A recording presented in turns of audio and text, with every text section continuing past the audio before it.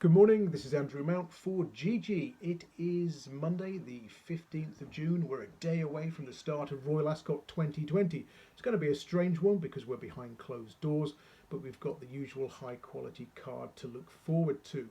Now, I want to talk to you in particular about the Scoop 6. This is a bet that Tote are running every day this week. And of course, this is a race a bet some of you may know that I won a few times several years ago, and running a syndicate that shared over 400,000 quid the last time we won it. Now, tactics with the Scoop 6 vary. There are big syndicates and there are the single line £2 winning punters. My favourite method is somewhere in between, maybe weighting it towards the earlier races, having sort of 2, 3, 4 selections in those races, a couple of bankers later on, and getting to the stage where maybe you're still going after 4 legs and you can take some insurance by laying your selection in leg 5 or backing a few others as savers. So you might want to get together with a few friends and family if you can to split the stakes. So I'm going to start off just giving you a few pointers for each race.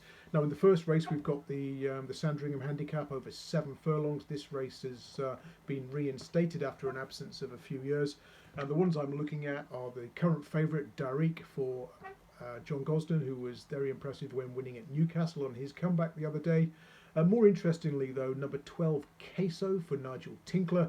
This one was definitely in need of the run when mid-division at Newcastle on his comeback, and it's good to see Oisin Murphy booked. He's got great course form, has Queso. And Cliffs of Capri, a horse I wrote up in my Racing Post Weekender column after an eye-catching run down the middle of the track at Newmarket when the stand-side runners were favoured. Now, moving on to the 150, this is super tricky, the Queen Anne, but a few of interest here at big prices. Scardu, who loves to come late off a strong pace and is an ideal mount for James Doyle. He's number 12. Number 15, Bilsden Brook, another one who's got a great record in big fields. She was just chinned on her comeback at Kempton and is going to be suited by the likely decent pace.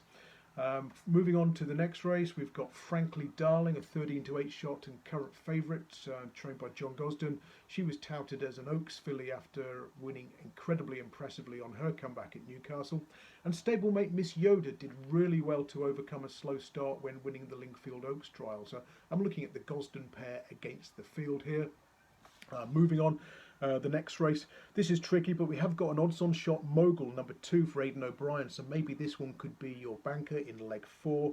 If you want one at a bigger price, possibly Popper Power for the King Power team, who looks the pace angle in the race, and her front-running style wouldn't have been great against the pace bias at Newcastle last time. Moving on to leg 5, this is the Kingston Stakes and the race I'm looking forward to the most this week. I've got 3 suggestions here at big prices to take on Batash, the favourite who has disappointed in this race before. Number 3, Hit the Bit, looks the pace angle, and if he can translate his all-weather form to turf, he could surprise at a huge price. Number 4, Rocket Action.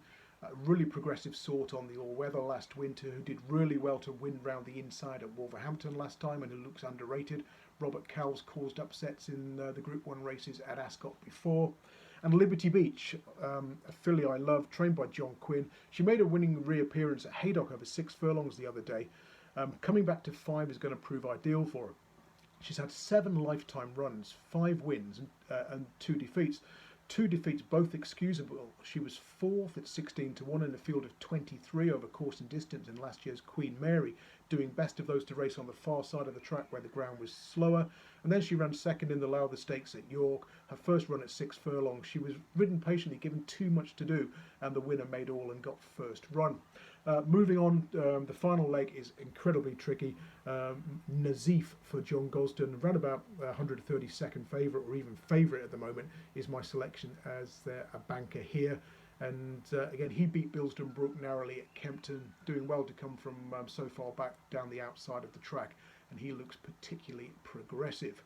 So just to recap, some Scoop 6 shortlist selections for Tuesday, day 1 of Royal Ascot. In the first race, numbers 5, 12 and 22. In the third leg, in the second leg, numbers 12 and 15. In the third leg, 5 and 8.